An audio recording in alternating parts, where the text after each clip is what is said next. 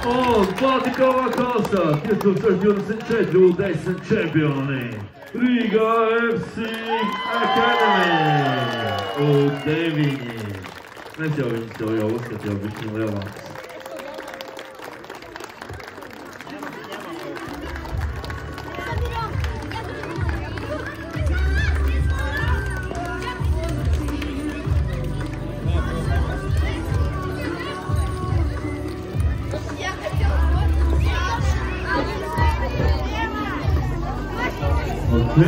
Un Rīga FC Academy komandas labākais spēlētājs ir Aleksandrs Pavlovs.